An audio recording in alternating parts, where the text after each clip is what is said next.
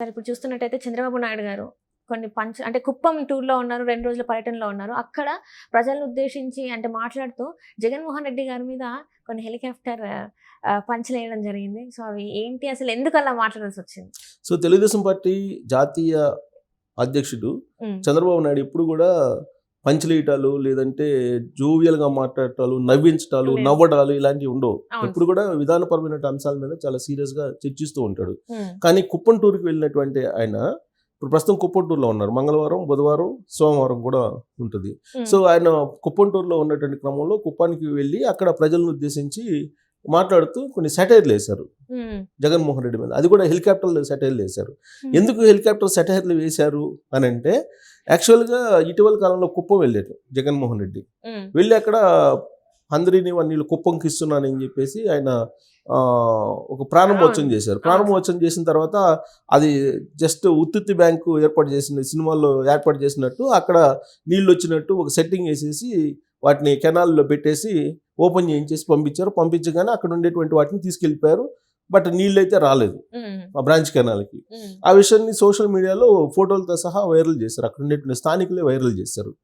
So, ఇప్పుడు చంద్రబాబు నాయుడు అక్కడికి వెళ్ళిన సందర్భంగా జగన్మోహన్ రెడ్డి వచ్చి కుప్పంకి మంచినీళ్ళు ఇచ్చాం, నీళ్ళు వదిలేవని చెప్పినటువంటి అంశాన్ని ఆయన గుర్తు చేస్తూ, జగన్మోహన్ రెడ్డి వచ్చి ఓపెన్ చేసిన తర్వాత కుప్పం మునిగిపోయింది నీళ్లతోటి. సో, నీళ్లతోటి మునిగిపోయినటువంటి కుప్పంలో ఉన్న ప్రజల్ని రక్షించడానికి హెలికాప్టర్లు పంపించు. అంటే జనరల్గా ముంపు ప్రాంతాలు వర్షంలో భారీ వర్షం కురిసినప్పుడు ఏదైనా ప్రాంతాలు మునిగిపోతే కనుక హెలికాప్టర్లతోటి సహాయ కార్యక్రమాలు చేస్తారు కదా. అలా చంద్రబాబు నాయుడు జగన్మోహన్ రెడ్డి ఓపెన్ చేశాడు. కుప్పంకి నీళ్ళు వచ్చేసి పారిపోతానే నీళ్ళంతా కూడా నిండిపోయింది, కుప్పం మునిగిపోయింది. సో, ఇక్కడ ఉండే ప్రజల్ని ఆదుకోవడానికి హెలికాప్టర్లు పంపించమని చెప్పి జగన్మోహన్ రెడ్డికి చెప్పండి అని చెప్పి ఒక సెటైర్ వేశాడు.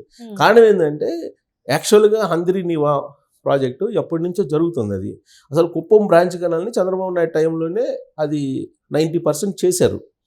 ఆ విషయాన్ని చెప్తూ చంద్రబాబు నాయుడు గుర్తు చేస్తూ మభ్య పెడుతూ ఉన్నాడు. అసలు నీళ్ళు లేని చోట ఉన్నట్టు, కాలువలు తీయని చోట తీసినట్టు, హంద్రీనేవా ప్రాజెక్టు కట్టకుండానే కట్టినట్టు ఇలా భ్రమ కల్పిస్తున్నాడు జగన్మోహన్ రెడ్డి. సో, మొన్న కూడా అదే జరిగింది. రీసెంట్గా కుప్పం వచ్చినటువంటి సందర్భంగా జగన్మోహన్ రెడ్డి అదే చేశారు. బ్రాంచ్ కెనాల్ నుంచి నీళ్ళు ఇస్తున్నట్టు, కుప్పం బ్రాంచ్ కెనాల్కి నీళ్ళు ఇస్తున్నట్టు ఉత్తిత్తి కబుర్లు చెప్పి వెళ్ళాడు. కాబట్టి హెలికాప్టర్ని పంపించమని చెప్పాలి అని చెప్పేసి సెటైర్ వేశారు. ఆ సెటైర్ వెనుక చాలా లోతైనటువంటి విశ్లేషణ కూడా చేసుకుంటే, హెలికాప్టర్ అంటే ఒక మోజు ఎవరికి, జగన్మోహన్ రెడ్డికి. ఆయన 20 కిలోమీటర్లకి 8 కిలోమీటర్లు కూడా హెలికాప్టర్ వాడినటువంటి ముఖ్యమంత్రి ఎవరన్నా ఉన్నారంటే జగన్మోహన్ రెడ్డి అనేది సర్వసాధారణంగా రాజకీయాల్లో ఉండేటువంటి వాళ్ళు చెప్పుకునేటువంటి మాట. దానికి కారణం ఏంటంటే, తాడేపల్లి నుంచి ఆయన ఉండేటువంటి క్యాంప్ ఆఫీస్ నుంచి అమరావతి రాజధాని ప్రాంతానికి ఒక 8 కిలోమీటర్స్ ఉంటుంది. 5-6 కిలోమీటర్ లోపల, 8 కిలోమీటర్ లోపల ఉంటుంది. ఆ ప్రాంతానికి, ఆ దూరానికి ఆయన హెలికాప్టర్లు వాడారు. ఎప్పుడు సెంటు భూమిని అక్కడ పేదలకు ఇవ్వాలి, ఆడ శంకుస్థాపన కార్యక్రమాలు చేయాలి అని చెప్పి ఆయన వెళ్ళిన సందర్భంగా అక్కడి నుంచి అక్కడికి హెలికాప్టర్ వెళ్ళారు. అంటే 8 కిలోమీటర్స్కి హెలికాప్టర్ను వాడినటువంటి ముఖ్యమంత్రి ఎవరన్నా ఉన్నారంటే అందుకే జగన్మోహన్ రెడ్డి పేరు చెప్తూ ఉంటారు. అలాగే తాడేపల్లి క్యాంప్ ఆఫీస్ నుంచి అక్కడ తెనాలికి డైరెక్ట్గా వెళ్తే మొత్తం కలిపి కాన్వాయ్ కనుక వెళ్తే అరగంటలో వెళ్ళిపోవచ్చు కారులో. కానీ తెనాలి నుంచి తాడేపల్లి నుంచి తెనాలికి వెళ్ళడానికి ఆయన హెలికాప్టర్ వాడారు. దాన్ని కూడా గుర్తు చేస్తున్నారు అక్కడ ఉండేటువంటి ప్రజలు, పొలిటీషియన్స్ ఎప్పుడు గుర్తు చేస్తుంటారు. అంటే హెలికాప్టర్ అనేది ఒక మోజుగా మారిపోయింది జగన్మోహన్ రెడ్డికి. ఇటీవల కాలంలో ఉన్నటువంటి హెలికాప్టర్ చాలక ఒక 2 కొత్త హెలికాప్టర్లు కొనాలని చెప్పి జీవోలు కూడా ఇష్యూ చేశారు.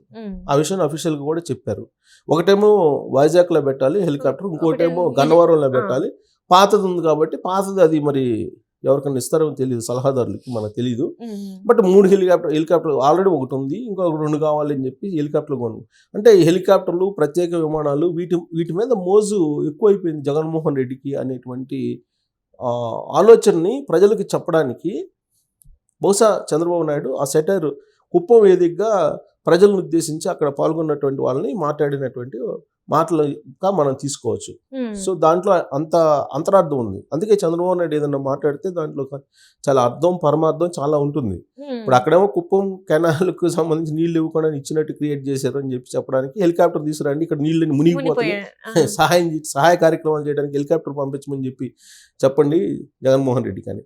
సో ఇదంతా ఒక సెటైరికల్ ఇష్యూ అయితే, ఆయన కుప్పంలో వీళ్ళు సభలో మాట్లాడుతూ చాలా క్లియర్గా రాబోయేటువంటి రోజులు అధికారంలోకి వస్తే 4,000 రూపాయల పెన్షన్, అది కూడా ఇంటికి తీసుకొచ్చి ఇస్తాను అని చెప్పడం జరిగింది. డే 1 నుంచే ఏ రోజు అయితే అధికారంలోకి వస్తుందో ఆ నెల నుంచే 4,000 రూపాయల పెన్షన్ మీ ఇంటికే తీసుకొచ్చి ఇస్తాను అని చెప్పారు. ఏ విధంగా ఇస్తాను అని చెప్పి కూడా ఆయన చెప్పడం జరిగింది. ఇప్పుడు 50 ఇళ్ళకి ఒక వాలంటీర్ ఉన్నాడు. రాబోయేటువంటి రోజుల్లో ప్రతి 20 ఇళ్ళకి ఒకళ్ళని సహాయకుడిని పెట్టేసి నేను ఖచ్చితంగా అన్నీ మీకు ఇంటికే వచ్చేలాగా నేను ఏర్పాట్లు చేస్తాను అని చెప్పి ఆయన ఒక హామీ ఇవ్వడం జరిగింది. సో హామీని తీసుకున్న హామీ అంటే జనరల్గా ఏంటంటే, ఇప్పుడు చంద్రబాబు నాయుడు మన అనుమానం ఏంటంటే, ఒకవేళ చంద్రబాబు నాయుడు అధికారంలోకి వస్తే ఉన్నటువంటి పెన్షన్స్ లేదంటే ఈ బటన్ నొక్కేటువంటి కార్యక్రమం ఆపేస్తారేమో అనేటువంటి ఒక అపోహను క్రియేట్ చేశారు వైఎస్ఆర్ కాంగ్రెస్ పార్టీ వాళ్ళు. దానికి చెక్ పెట్టేలా, స్పష్టత ఇచ్చేలా చంద్రబాబు నాయుడు కుప్పం సభలో మాట్లాడటం జరిగింది. సో నేను ప్రతి 20 ఇళ్ళకి ఒక సహాయకుడిని పెట్టి డెఫినెట్గా నేను మీకు సంక్షేమ కార్యక్రమాలు అందిస్తాను. అట్ ద సేమ్ టైం మీ భూములు మీరు కాపాడుకోండి. ఇప్పుడు ఆల్రెడీ భూములు ఆక్రమిస్తున్నారు. భూములు ఆక్రమిస్తున్నటువంటి వాళ్ళ పేర్లు కూడా మెన్షన్ చేశారు. ఒక ముస్లింకి సంబంధించినటువంటి భూమిని ఏ విధంగా కబ్జా చేశారు తిరుపతిలో, ఇవన్నీ కూడా ఉటంకిస్తూ మీ భూములను కాపాడుకోండి. ఒకవేళ మళ్ళీ అధికారంలోకి వస్తే మీ భూములన్నిటి కూడా వైఎస్ఆర్ కాంగ్రెస్ పార్టీ వాళ్ళు నకిలీ డాక్యుమెంట్స్ తోటి వాళ్ళు రిజిస్ట్రేషన్ చేయించుకుని తీసుకెళ్లిపోతారు అని చెప్పి కొన్ని ఉదాహరణలు అక్కడ చెప్పడం జరిగింది. సో ఇది కుప్పం టూర్లో చంద్రబాబు నాయుడు హైలైట్ పాయింట్స్ అని చెప్పి మనం చెప్పుకోవాలి. ఒకవైపు సెటైరిక్గా, ఇంకొక వైపు సీరియస్గా, ఇంకొక వైపు విధానపరమైనటువంటి నిర్ణయాలు, మూడింటిని కూడా ఆయన ప్రజలకు క్లియర్గా చెప్పడం జరిగింది.